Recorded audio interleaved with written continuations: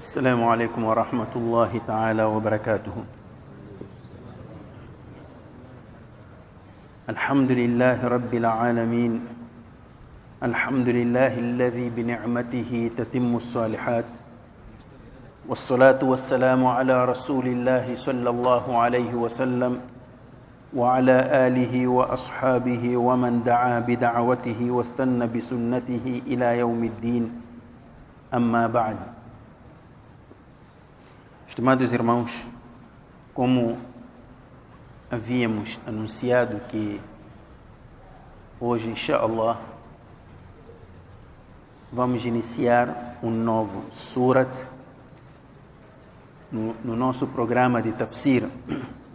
E este surat é o surat número 7 no Quran al-Karim, surat al-A'raf. Al-A'raf, que dentro do próprio surat vamos conhecer o que é isso, Al-A'raf. Mas antes de irmos diretamente para o interior do surat, queremos trazer aqui um panorama geral do surat Al-A'raf. Surat Al-A'raf, estimados irmãos, é composto por 206 versículos. E este surat foi revelada em Meca e é um dos mais longos surats revelados em Meca. Naturalmente, alguns versículos, de acordo com alguns álamos, foram revelados em Medina. Porque o período em que o Nabi sallallahu alaihi wasallam viveu em Meca, então o Quran que foi revelado nesse período é conhecido por Al-Quran al-Makkiyo, que é o Quran Maquita, que foi revelado em Meca. Enquanto que o Quran que foi revelado já depois da migração, o Nabi estava em Medina, foi conhecido por Quran Madani, isto é revelação madanita. Foi revelado em Medina. Isto no geral. Mas se quisermos mais rigor, podemos afirmar que dentro dos surats revelados em Meca, podemos encontrar versículos revelados em Medina. E vice-versa. Nos versículos, nos surats revelados em Meca, também podemos, aliás, em Medina, podemos encontrar versículos revelados em Meca. Portanto, esta é a natureza do próprio Quran. Portanto, a ordem que nós encontramos no Quran não obedeceu à revelação. Não. Porque se obedecesse à revelação, o primeiro surat seria Iqra. Mas nós encontramos logo o primeiro surat, Alhamdu. Logo a seguir, Al-Baqarah. Al-Baqarah foi revelado em Medina. E os álamos também falam muito das diferenças entre o Quran revelado em Meca e o Quran revelado em Medina, em termos de estrutura, em termos de composição e em termos de assuntos. Normalmente, o Quran revelado em Meca tem características distintas do Quran revelado em Medina. Normalmente, em Meca, o chamamento, no geral, é Ya ayyuhan nasu, ou humanos. Vai para toda a gente. O Quran revelado em Medina, no geral, o chamamento é Ya ayyuhal ladhina amanu, ó vós que credes. O Quran revelado em Meca, os seus versículos são curtos. Curtos e bastante sintetizados. Os versículos de Medina são mais longos. Normalmente, a legislação ou questões ligadas à legislação encontramos nos surats revelados em Medina. Em Meca, normalmente, o Quran fala de 3 aspectos fundamentais que constituem o eixo em torno do qual gira o Quran revelado em Meca. Normalmente o Quran de Meca fala mais de aqida, tawhid, crença. E quando fala da crença, não é? Crença em Allah, crença nos mensageiros, crença na ressurreição, traz essas questões. Não é? O Corão de Meca também fala da questão da ética e fala da adoração, que só Allah deve ser adorado. O Corão de Medina já traz questões que têm a ver com a legislação, regras que regulam o casamento, o divórcio, a herança, a relação entre os muçulmanos, a relação entre muçulmanos e outras pessoas não muçulmanas, relação entre estados. Isso tudo encontramos no Corão revelado em Medina. Mas agora que estamos aqui a falar do Surat Al-A'raf, nós acabamos de fazer o tafsir do Surat Al-An'am e agora estamos a iniciar o tafsir do Surat Al-A'raf. Estimados irmãos, vejam uma coisa. Surat Al-An'am, o tema principal deste surat é o Aqida, Tawhid, crença. E o tema principal do Surat Al-A'raf também é sobre crença, Tawhid. Haveria alguma repetição? Não. Um aspecto que nos chama a atenção quando estamos a estudar o Corão, reparem, estimados irmãos, não disse quando estamos a recitar o Corão. Quando estamos a estudar o Corão, há um aspecto que chama-nos a atenção. Surat, a palavra sura, é um conjunto de versículos, não é, que constituem uma única unidade. E este conjunto de versículos que constitui uma unidade chama-se surat. E cada surat pode falar de vários assuntos, mas sempre tem um assunto que é o eixo central do surat, em que todos os outros assuntos vão girar em torno daquele eixo. E cada surat também tem a sua própria metodologia, a sua própria abordagem do assunto que está a tratar. Mesmo que o outro surat venha a tocar o mesmo assunto, mas vamos ver, a abordagem é completamente diferente. Portanto, há uma diversificação nas abordagens. Surat Al-An'am falou da Aqida, e Surat Al-A'raf também fala de Aqida, que é o Tawhid. Os dois surats abordam a questão da Aqida usando a mesma metodologia ou não? Os dois surats falam da Aqida, mas com metodologias diferentes. No Surat Al-An'am, a questão da Aqida, o Surat Al-An'am trata do Aqida de forma direta. Fala de Allah, fala dos mensageiros de um modo geral, fala do Qiyamat, fala de várias questões, fala também das superstições dos árabes, hábitos e costumes que o Islã veio combater. Então, Surat Al-An'am foi diretamente para o interior da Aqida e começou a explicar. Agora, Surat Al-A'raf também aborda a questão da Aqida, mas com uma metodologia puramente histórica. É aqui onde vamos encontrar detalhes da história dos mensageiros que encontramos no Surat Al-An'am, mas de forma mais detalhada. Quer dizer, Surat Al-A'raf usa o método histórico para nos falar de Aqida, na medida em que vai nos contar histórias dos diferentes profetas, como é que estes dialogaram com seus povos, como é que estes divulgaram a mensagem e qual foi a resposta que esses povos deram aos seus mensageiros ao longo da história da humanidade. Surat Al-A'raf também focaliza um outro ponto, a nossa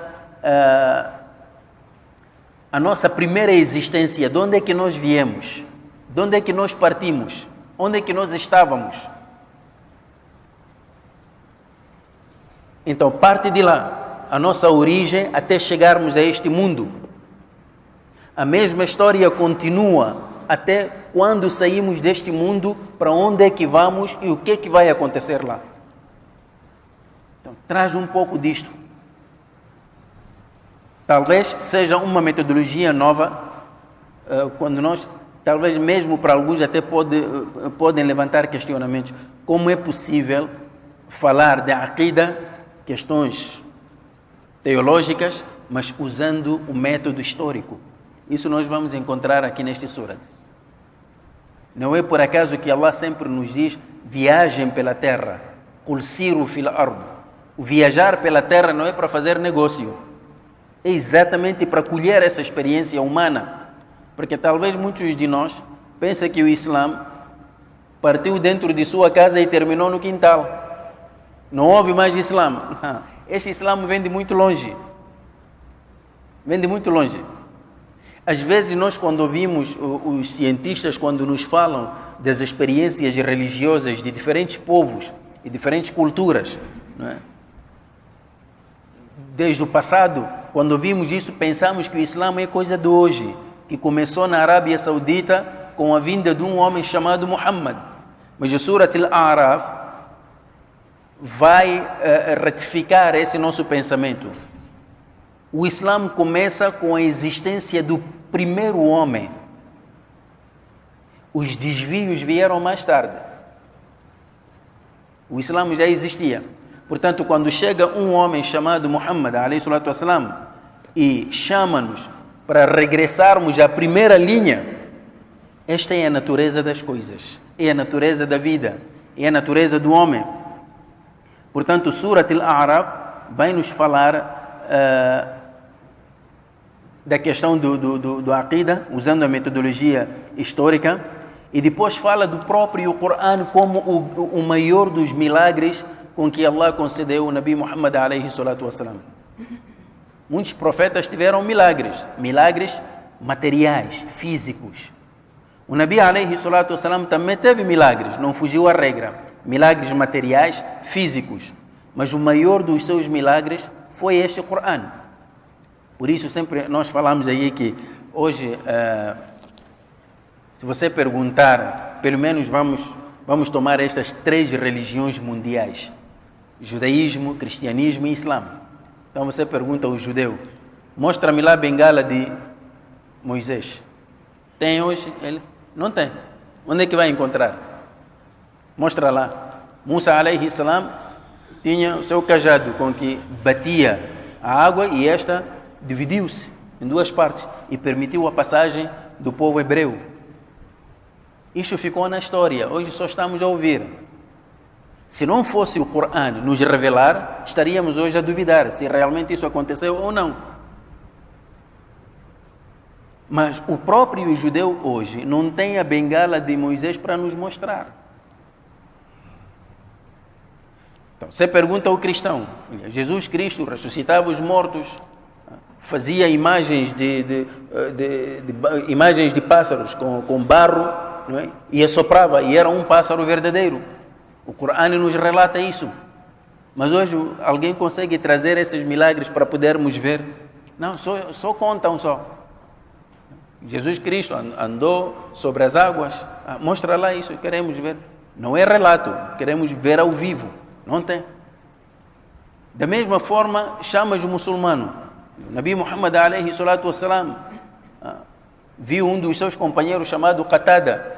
Foi ferido na batalha até que o olho saiu da sua órbita e ficou pendente. Mas o Nabi alayhi salatu wassalam pegou no olho e disse Bismillah e devolveu para o seu lugar. E Qatada dizia, era o melhor olho que eu tive em toda a minha vida. Mas isto nenhum muçulmano vai conseguir trazer para mostrar. Mas o muçulmano diz assim, olha, mas eu tenho um milagre do Nabi Muhammad alayhi salatu wassalam, não vou relatar, vou trazer. O muçulmano consegue fazer isso. Qual é? É o Corão, está aí. Portanto, o muçulmano é o único religioso hoje na face da terra que tem a possibilidade de mostrar ao vivo o milagre do mensageiro que ele está a seguir. É o Corão. Nenhum outro religioso vai poder nos fazer vai poder nos fazer isso.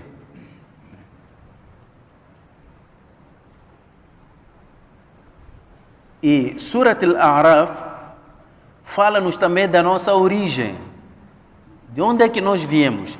Esta origem é muito importante, porque Allah, quando nos fala da nossa origem no Corão Al-Karim, porque sabia que nos últimos tempos viria Charles Darwin e outros antes de Charles Darwin para nos dizer que nós viemos do macaco. Nós não conseguimos desmentir isso. Pode ser que quem inventou essa teoria, na verdade, vinha do macaco. Não há problemas. Agora, dizer que todos nós viemos da mesma origem, não podemos concordar. Portanto, o Corão fala-nos claramente que não houve macaco nenhum do qual veio a raça humana. E por que não podia ser o macaco a vir do homem? Só tinha que ser o homem a vir do macaco. Portanto, o Corão Karim fala-nos da nossa origem, de onde é que nós viemos e como é que chegamos a esta terra e por que é que estamos aqui. A guerra entre o bem e o mal começa exatamente com a existência do primeiro homem. Depois o Corão Karim também, aqui no Surat Al-A'raf, há até uma particularidade. O Corão, composto por 114 surats, Surat Al-A'raf é o único surat em todo o Corão que nos traz uma passagem do Qiyamat, do dia do juízo final, que não vão encontrar em nenhum outro surat. E foi precisamente por causa dessa passagem que o surat encontra a sua denominação. Surat Al-A'raf vem por causa dessa passagem. É que o Corão, em algum momento, vamos encontrar aqui a dividir as pessoas em 3 grupos no dia do juízo final. As pessoas do paraíso, do Jannat, e as pessoas do inferno, Jahannam. Entretanto, Allah levantará uma barreira que separa os 2 grupos. Essa barreira chama-se A'raf, uma espécie de um muro. Por cima do muro estão lá pessoas também. Estas pessoas, como iremos saber, são aquelas que tanto as suas boas ações e as suas más ações se equilibraram. Quer dizer, ele não tem ações boas suficientemente para entrar no Jannat.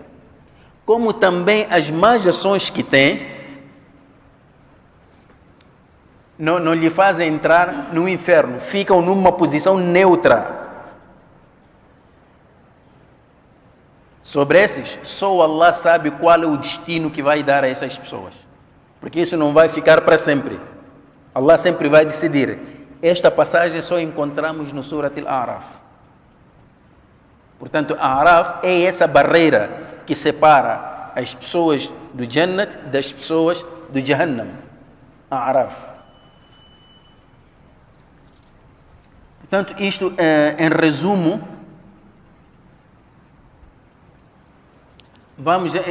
Falei aqui também de que o Surat Al-A'raf traz-nos detalhes de histórias dos mensageiros anteriores ao Nabi Muhammad alayhi salatu wassalam. Portanto, em resumo, isto é o que podíamos falar, não tudo, sobre Surat Al-A'raf, antes de irmos diretamente para os versículos. Mas Surat Al-A'raf começa logo no primeiro versículo com estes caracteres árabes. Bismillahirrahmanirrahim. Alif Lam Mim Sad. Alif Lam Mim Sad. Nós já vimos quando falamos do tafsir do Surat Al-Baqarah, Alif Lam Mim, falamos disso. Do Surat Al-Imran também falamos disso, mas nunca seria demais repetirmos aqui.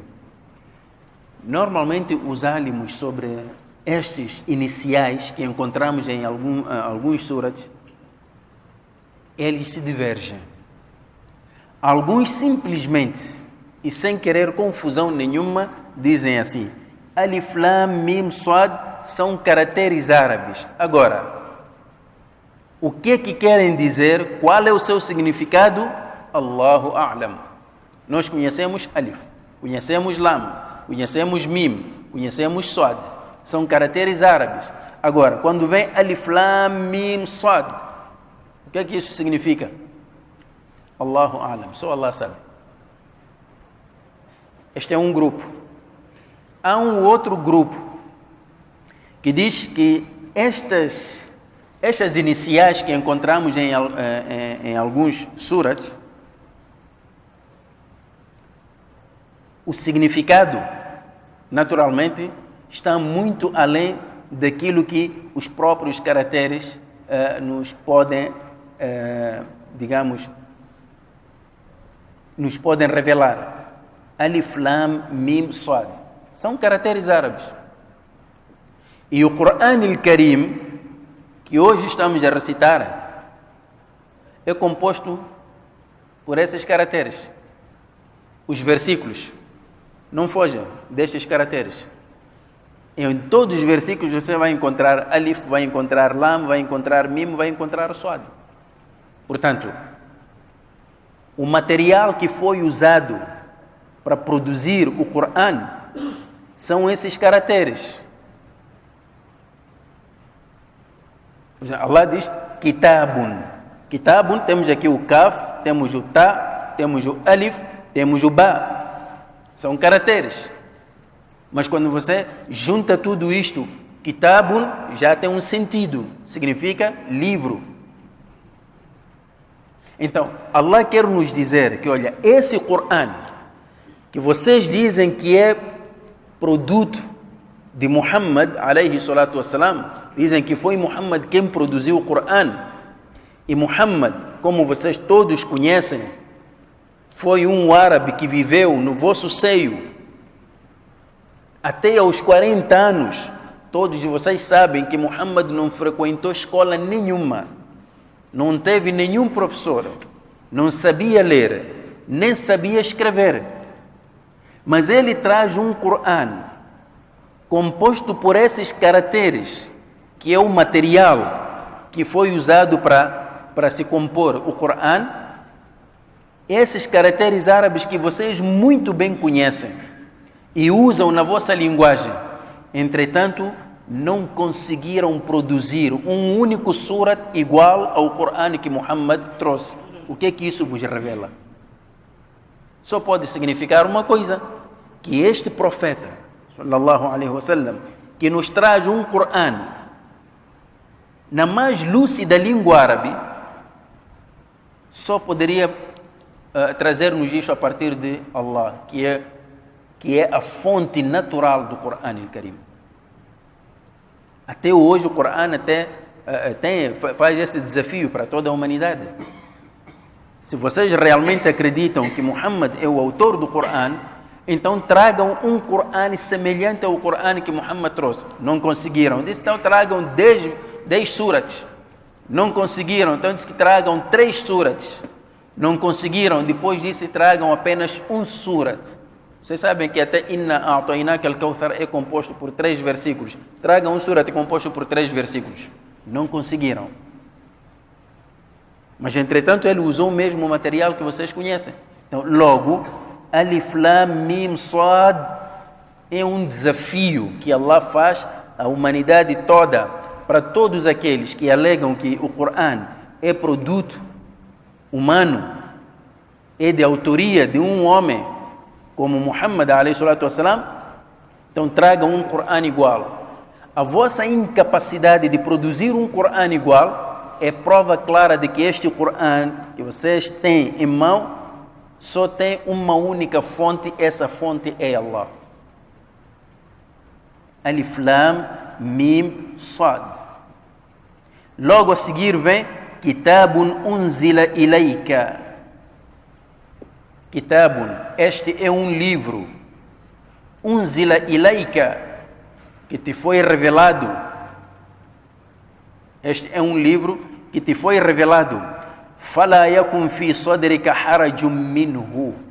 Portanto, não deves sentir nenhum constrangimento em seu peito a respeito deste livro.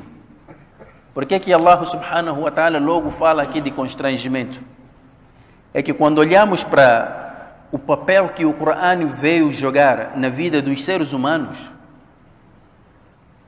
é que realmente traz também constrangimentos. Porque o Corão, para quem é atento e conhece profundamente o objetivo do Corão, vai sentir esse constrangimento. Agora, para aquele que o Corão só serve para ler para os defuntos, mortos, não sei o que, depois para baraka, ler para conseguir emprego, naturalmente não vai sentir esse constrangimento, porque não entende. Estimados irmãos, o Corão veio para mudar radicalmente a vida dos seres humanos, em todos os aspectos. Primeiro, conduzir os seres humanos a reconhecerem um único Criador e a Ele adorarem. E a partir daí, todas as normas que regulam a sua vida no seu dia a dia devem emanar desse Criador. Isto não é fácil, por quê? Porque quem pretende fazer isto, ele vai encontrar do outro lado da humanidade grandes obstáculos. Há quem não gosta disso. Há quem quer que a religião fique confinada dentro da mesquita só. Há quem quer que a religião fique confinada apenas dentro do coração. E dizem assim, não, a religião é uma relação íntima entre o servo e o seu Criador, acabou. Ninguém mais pode interferir. Agora, perceber que religião deve regular a nossa vida, a nossa maneira de viver, a nossa maneira de pensar, a nossa cultura, a nossa civilização, tudo deve se basear no Corão. Há quem não gosta disso. Há quem não gosta. Então, a partir daí, quem se propõe a convidar os outros para esta verdade, vai encontrar obstáculos. Você vai ser chamado de nomes, vais encontrar adversários e até podes colocar a tua vida em risco. Por causa disso, não é por acaso que hoje estamos a viver esta diabolização do Islã, em que todo mundo hoje olha para o Islã como uma religião violenta, extremista, uma religião de matança. Esses muçulmanos são maus, esses muçulmanos são intransigentes, todos os nomes feios eles lançam para nós. O que eles querem por detrás disso? Porque não querem a verdade que o Corão traz. Não querem. Estimados irmãos, só para vos dar um exemplo. Hoje qualquer mulher pode sair e trajar a sua indumentária cultural, não é? Colocar lenço. As mulheres africanas põem lenço, amarram de diversas formas. Vão encontrar, por exemplo, na igreja católica, as irmãs amarram de tal maneira que você não vê nenhum fio de cabelo. Já alguma vez viram a imagem de Maria, mãe de Jesus, com mini saias, calças apertadas? Não. Então, estas mulheres, não sendo muçulmanas, que se vestem desta forma, podem andar à vontade com esse traje, não são molestadas, podem entrar em lugares públicos ou privados, em instituições públicas ou privadas, são respeitadas, são honradas e tudo mais.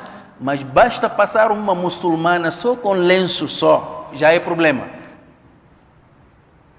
E nós estamos a viver isso. Já é um grande problema. Ela é ninja, ela é fanática, não pode entrar aqui, não encontra emprego, não pode entrar ali, não pode frequentar as aulas, porque isso é contra a laicidade, porque isso é contra as leis, é contra as normas. Todo tipo de abuso é lançado contra a mulher muçulmana. Eu pergunto, qual é o problema do lenço? Qual é? Estimados irmãos, isto tudo revela o quê? Que a verdade que o Corão traz é uma verdade pesada que para aqueles que habituaram a viver nas trevas, não suportam ver a luz, tal como alguns animais que não conseguem viver na luz. Morcegos. Incomoda-lhe, ofusca-lhe. Então, eles também não querem. Então, tem que lançar toda a sua raiva contra o Islã. É por esta razão que o Nabi ﷺ é alertado logo no primeiro versículo do Surat Al-A'raf. Olha, Kitabun unzila ilayka. Este Coran foi-te revelado. Mas, na sua divulgação, vais encontrar inúmeros obstáculos. Qualquer muçulmano tem que estar preparado para isto. Agora, se for um muçulmano fraco, diz que quer ser amigo de toda a gente, até do próprio Shaitan, então não vale a pena enganar-se a si mesmo. Não vai fazer nada com este Coran. Os tais muçulmanos seculares. Sabem o que é muçulmano secular? Muçulmano secular é aquele muçulmano que do Islã só tem um nome. Depois daquilo não há mais nada, nenhum vestígio de Islã. Bebe como os outros bebem, não faz salat como os outros não fazem. É um muçulmano à maneira. A única coisa que lhe identifica, pelo menos, que lhe identifica entre aspas, que este é muçulmano, é só um nome. Chama-se Ahmad, Muhammad, e até esse nome incomoda-lhe. O nome dele é Muhammad. Ele diz que não me chamo Muhammad, chamo-me Muhammad. Está bem, é o senhor Muhammad. Mesmo assim, esse Muhammad também vai lhe incomodar. Não me chamo Muhammad, chamo-me Ahmadinho. Mas afinal, o que é que você quer? O nome Muhammad cria-te vergonha? Cria vergonhas, constrangimento? Custa pronunciar Muhammad. Mas até hoje, as pessoas insistem, Maomé. Maomé, quem é Maomé? Nós não conhecemos Maomé. É Muhammad. O profeta do Islã é Muhammad. Mas para outros, podem pronunciar, podem falar qualquer língua deste mundo. Até a língua mais difícil. Mas para pronunciar o nome de Muhammad, parece ter medo dos dentes caírem. Mas qual é o problema? Este fanatismo, por quê? Então, não é fácil divulgar a mensagem do Islã. Para divulgar esta mensagem, precisa ter muita coragem. Precisa preparar-se psicologicamente. Kitabun unzila ilayka, fala yakun fi sadrika harajun minhu. Se você é crente, então não pode sentir constrangimento nenhum em divulgar essa mensagem. Litunzira bihi wa dhikra lil mu'minin. Este Coran veio para com ele admoestares wa dhikra e anunciar as boas novas aos crentes. Wa dhikra lil mu'minin. Portanto, os crentes recordam-se logo. O Coran veio para lhes lembrar. Ao mesmo tempo, o Coran tem uma outra função que é para admoestar, apelar. Olha, cuidado, este caminho é errado. Este caminho aqui é certo. Esta é a missão do Coran. Ouviram aqui Allah dizer que, olha, nós revelamos para ti este Coran e não deves sentir nenhum constrangimento, e este Coran serve para recitar para os mortos?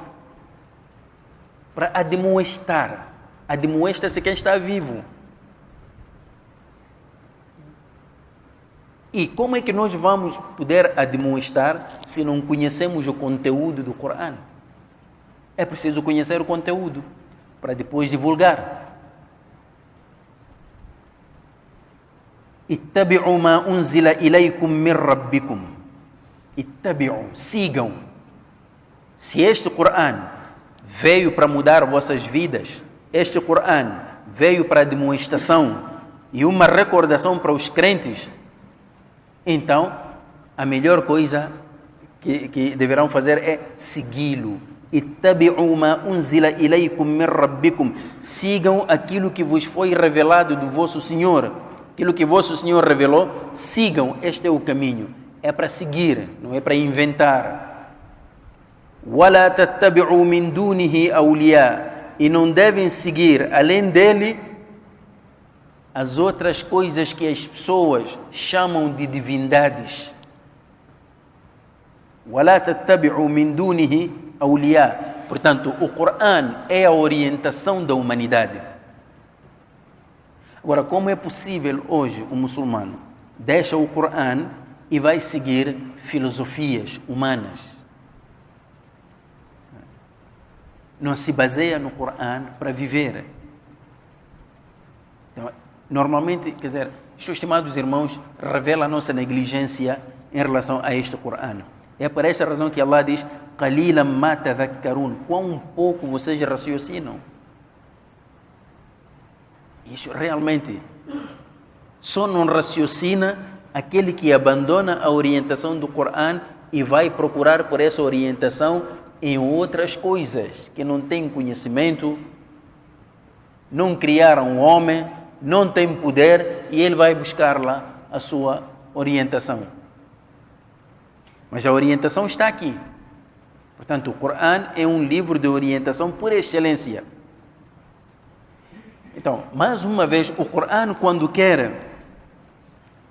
quer enfatizar a questão, a importância do Tawhid, não é? A questão da crença e as suas implicações quando nós nos afastamos do Aqida, traz-nos um aspecto histórico, remete-nos à própria história. Vejam os vossos antepassados, os povos anteriores. Allah diz: وَكَمْ مِنْ قَرْيَةٍ أَهْلَكْنَاهَا. Quer dizer, muitas cidades nós aniquilamos. Muitas cidades nós aniquilamos. وَكَمْ مِنْ قَرْيَةٍ أَهْلَكْنَاهَا فَجَاءَهَا بَأْسُنَا بَيَاتًا أَوْ هُمْ قَائِلُونَ. فَجَاءَهَا بَأْسُنَا. Portanto, o nosso poder, a nossa decisão, não é?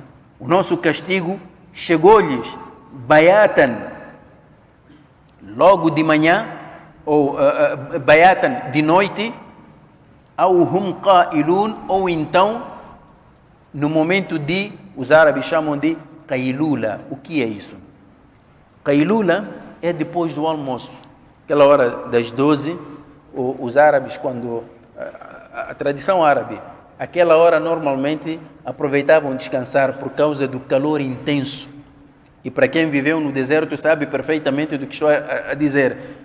Então, normalmente descansam aquela hora. Tanto que até o próprio Nabi sallallahu alaihi wasallam dizia para os seus companheiros: abridu bis salat, referia-se ao salat al-dhuhr. Quer dizer, esperem até o ar refrescar para poderem fazer o salat al-dhuhr. فَإِنَّ شِدَّةَ الْحَرِّ مِنْ فَيْحِ جَهَنَّمَ. Porque o calor intenso é a respiração do Jahannam. Então o Nabi alaihi salatu wassalam pedia aos seus sahabas, orientava os seus sahabas para esperar um pouco até o sol se declinar um pouco. Não é por acaso que naquela hora de zawal não se faz salat. Então, para tentar, quer dizer, a temperatura baixar um pouco. Então, eles nessa hora tinham o hábito de descansar, não é? Fazer a sesta. Agora, aqui Allah fala de dois momentos, de noite ou essa hora. Por que precisamente estes dois momentos? É que nestes dois momentos são momentos de repouso, de descanso. E quando qualquer fenômeno acontece no momento do repouso das pessoas, torna-se mais doloroso e penoso. Reparem que a questão de terremotos, quando aparecem durante o dia, as pessoas estão a andar aí a trabalhar, naturalmente vão sentir, mas não é o mesmo sentimento que vão ter se isso acontecer enquanto estão já a dormir, a repousar. De repente você é sacudido da cama com muita violência e você não sabe o que é que está a acontecer. É nesse momento que cada um só pensa em si mesmo. Então, a ver, por causa do medo, aconteceu naquela altura da guerra, dos 16 anos, naquela zona de Mossoril. De repente, as pessoas viram que a vila foi atacada, de noite. Uma senhora que estava com um filho De repente, ela não pensou em mais nada, só pensou em pegar na criança, colocar nas costas, fugiu. Depois de correr tanto, parou já para descansar, só que notou uma coisa estranha, a criança não se mexia.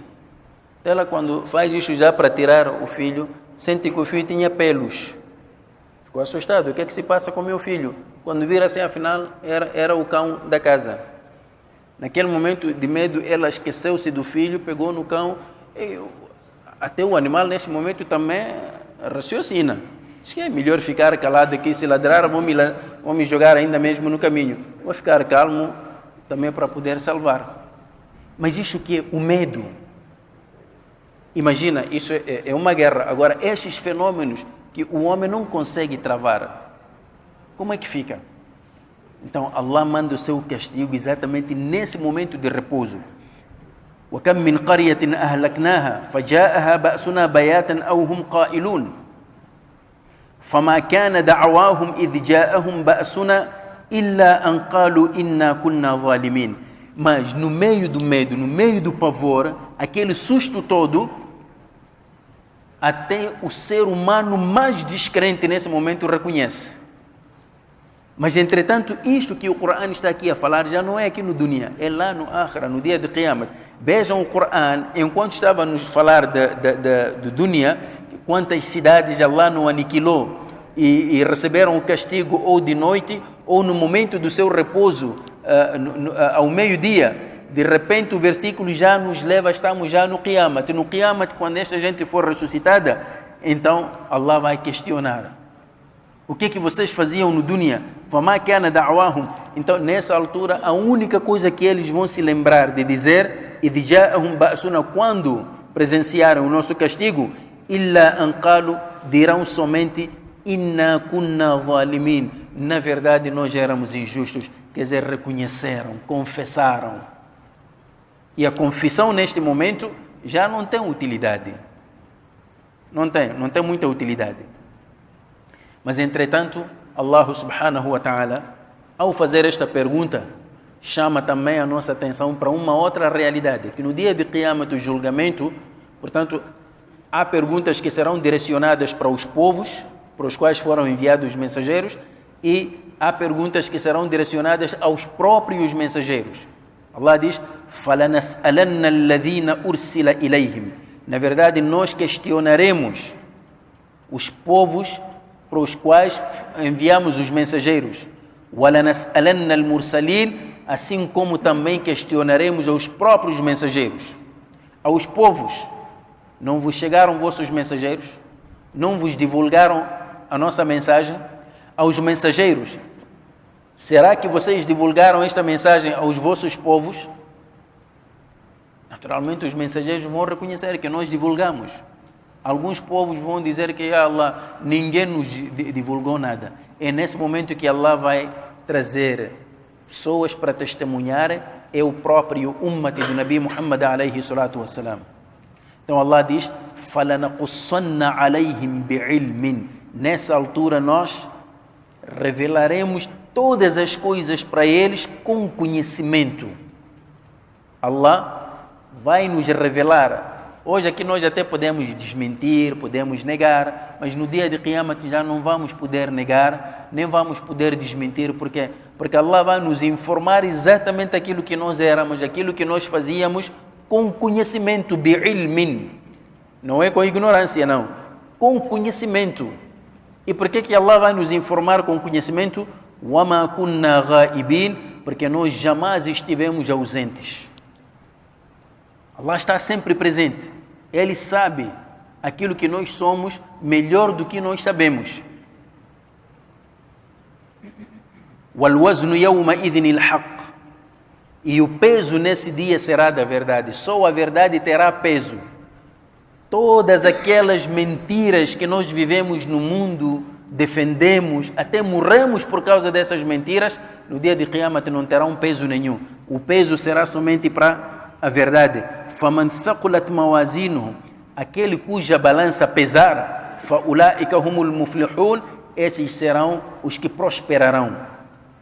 وَمَنْ خَفَّتْ مَوَازِينُهُ. Mas aquele cuja balança não mostrar o peso necessário por causa das más ações, فَأُولَٰئِكَ الَّذِينَ خَسِرُوا أَنفُسَهُمْ. Esses são aqueles que perderam as suas próprias almas. Estimados irmãos, uma pessoa pode perder aquilo que tem. Até aí não dói muito, porque você pode recuperar. Pode comprar outra coisa. Hoje tens carro, perdes o carro, amanhã podes comprar outro. Agora, quando perdes a tua própria pessoa, o que é que vais recuperar mais? Portanto, desviar-se do caminho de Allah é perder a própria alma. É por isso que Allah diz, esses são os mais perdedores. الَّذِينَ خَسِرُوا أَنفُسَهُمْ بِمَا كَانُوا بِآيَاتِنَا يَظْلِمُونَ, por causa das injustiças que cometiam em relação aos nossos versículos. Antes de terminarmos aqui, estimados irmãos, nós vamos parar aqui no versículo 9. Queria voltar um pouco para esses versículos. Vamos acompanhar uma questão que foi colocada aqui na semana passada. Reparemos a partir do versículo 3. وَكَمْ مِنْ قَرْيَةٍ أَهْلَكْنَاهَا. Quantas cidades nós não aniquilamos? Allah fala no plural. فَجَاءَهَا بَأْسُنَا. Até que lhe chegou o nosso castigo, fala no plural. فَمَا كَانَ دَعْوَاهُمْ إِذْ جَاءَهُمْ بَأْسُنَا, no plural. إِلَّا أَنْ قَالُوا إِنَّا كُنَّا ظَالِمِينَ فَلَنَسْأَلَنَّ الَّذِينَ أُرْسِلَ إِلَيْهِمْ, no plural. Na verdade, nós perguntaremos aos povos. وَلَنَسْأَلَنَّ الْمُرْسَلِينَ, nós perguntaremos aos mensageiros. فَلَنَقُصَّنَّ عَلَيْهِمْ, e nós contaremos tudo com a verdade. وَمَا كُنَّا غَائِبِينَ, e jamais estivemos ausentes. Tudo isto Allah fala no plural. Nós. Nós fizemos, nós faremos. E na semana passada colocou-se esta questão. Às vezes encontramos no Corão Al-Karim Allah falar no plural. Inna anzalnahu fi laylatil qadr. Nós o revelamos na noite do decreto. As pessoas perguntavam, isto significa que há multiplicidade de deuses aqui? Se Allah fala no plural, afinal ele não é único. Mas, entretanto, vamos encontrar versículos como o versículo do Surah Taha, onde Allah diz: Innani ana Allahu la ilaha illa ana fa'budni wa aqimi salata li dhikri. Innani ana Allah. Na verdade, eu, não diz nós somos Allah. Diz Innani ana Allah. Na verdade, eu sou Allah. Fala no singular, não no plural. Então, por que encontramos isto no Corão Al-Karim? Estimados irmãos, nós estivemos a explicar na semana passada que o plural, há dois tipos de plural. Existe plural numérico. Quando você diz 2 laranjas, 3 laranjas, estamos a falar em termos de quantidade. Plural quantitativo. Tem a ver com número. Existe um plural que simplesmente revela o estatuto ou a autoridade da pessoa. Não tem nada a ver com números. Não tem nada a ver com qualidade. Tem a ver com o estatuto da pessoa. Então, Allah subhanahu wa ta'ala, quando fala no plural, usa este tipo de plural, que não é numérico, não é quantitativo, não. Fala do plural majestoso. Ele, por ter a majestade, por a excelência, com toda a sua autoridade, então fala no plural. O outro aspecto é que normalmente Allah usa este tipo de plural naquelas coisas que só Ele faz. Nas coisas que só Allah faz. Nas coisas que pode se confundir, os seres humanos podem confundir, então Allah traz uma fórmula taxativa. Por exemplo, nós dissemos que Allah é o único Deus, mas há seres humanos que dizem que não é. Há outros deuses. Olimpo também era Deus. Zeus também era Deus. E mais aqueles deuses da mitologia grega e romana. Há outros que dizem que não. O meu avô também transformou-se em Deus quando morreu, virou espírito. Aquela árvore ali é sagrada, também é Deus. Enfim, adotam.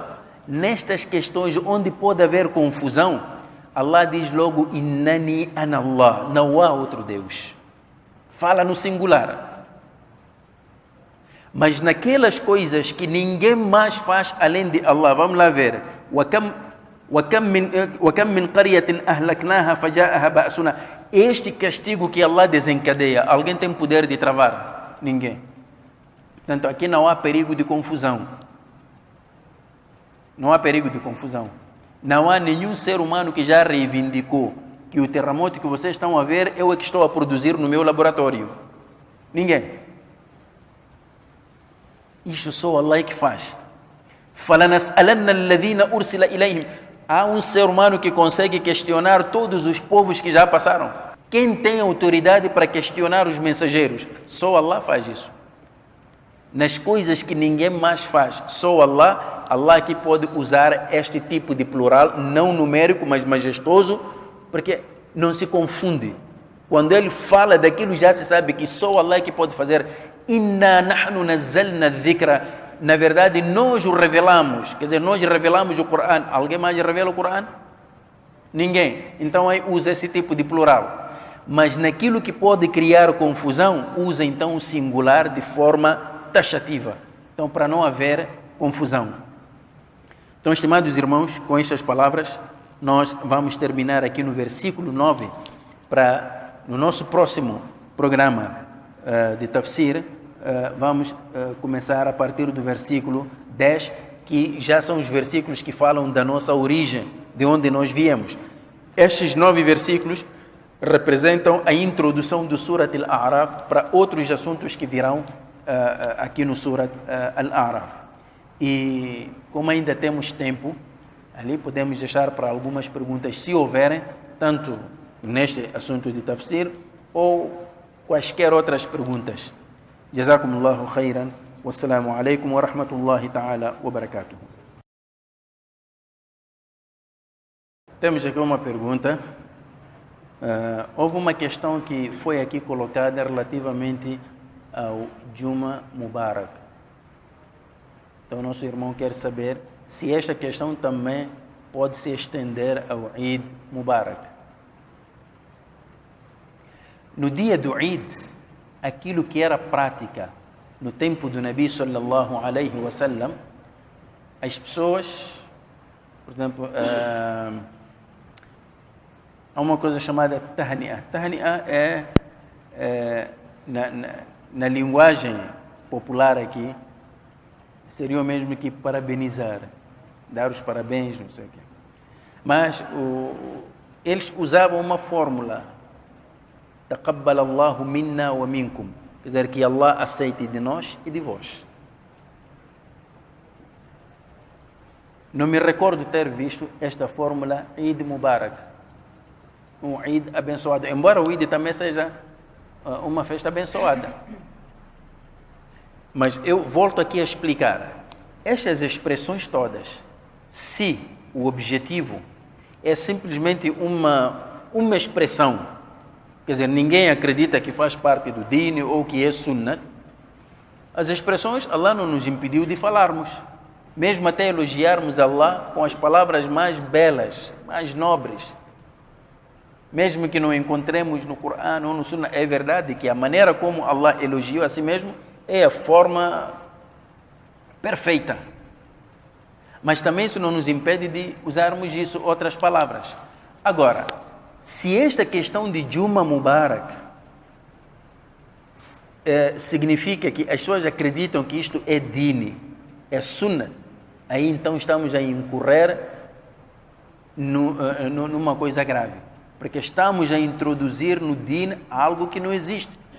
O perigo disto é que, como nós fazemos semanalmente Juma Mubarak, enviamos mensagens, repassamos mensagens, Juma Mubarak e tudo isto, A geração nova não tem conhecimento muito assim do Dini. Há uma tendência desta geração nova a seguir a geração velha. E a ideia que vai ficar, depois de todos nós passarmos, ficar aquela geração, é de que aquela geração vai crescer a pensar que aquilo faz parte do Dini. E é assim que vão ensinar. Nós estamos a promover isso.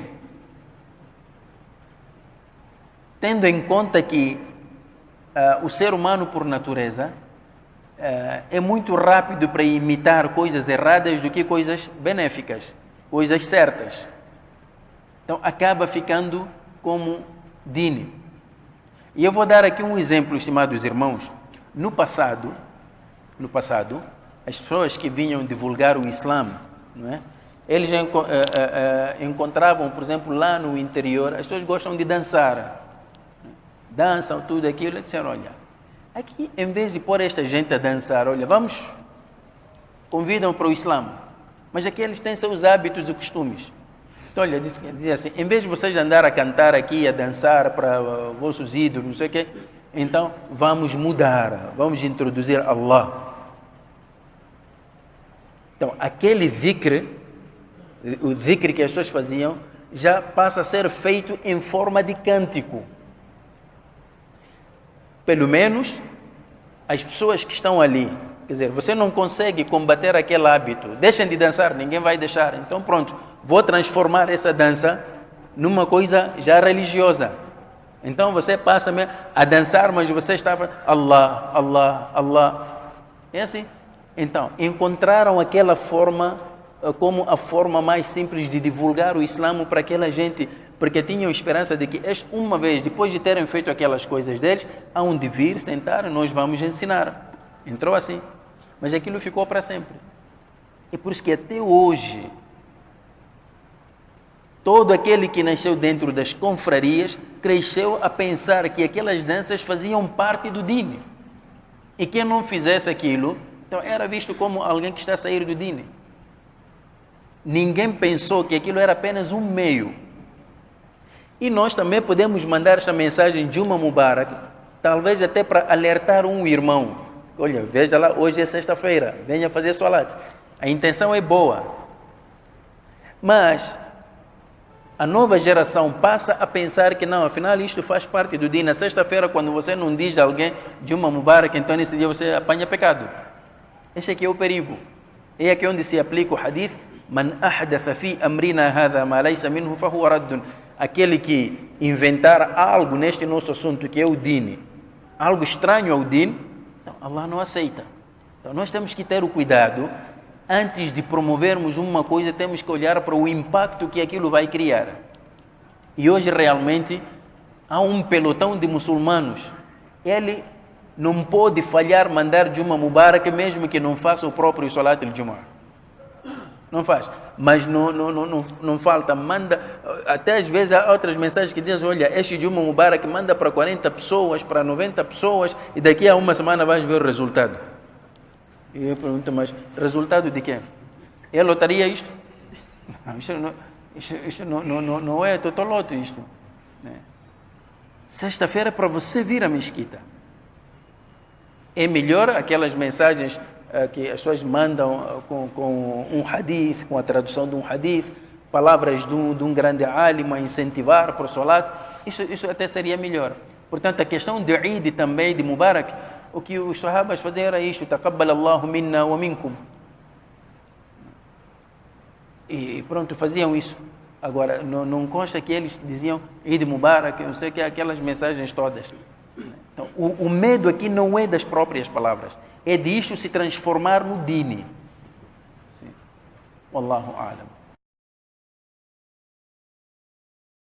Relativamente à primeira questão, e rapidamente, sobre o assunto de a pessoa poder fazer o Tahiyatul Masjid enquanto o imam está no mimbar, houve uma divergência entre os ânimos, mas a divergência é mais teórica que prática.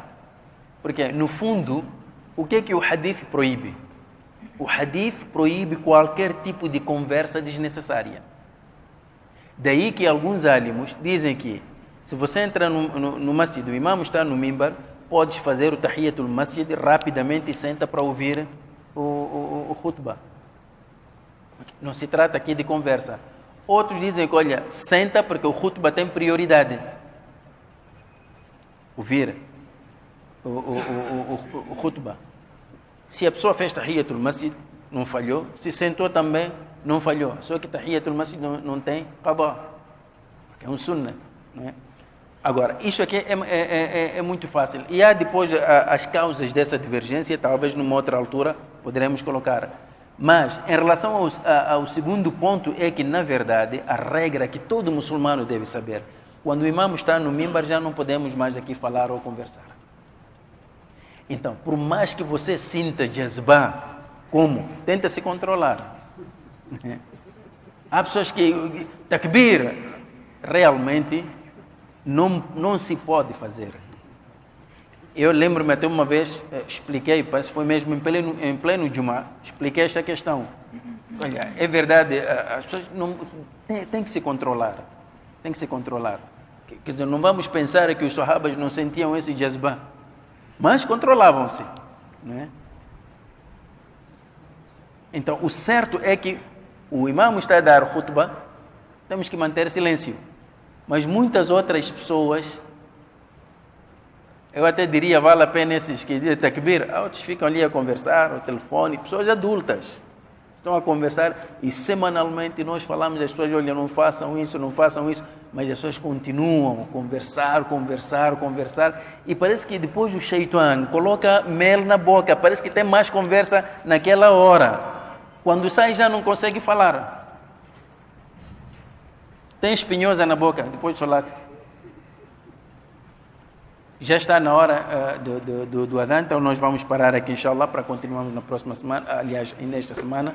Até lá, se Allah nos agraciar com vida e saúde. Jazakumullahu khairan. Wassalamu alaikum wa rahmatullahi ta'ala wa barakatuh.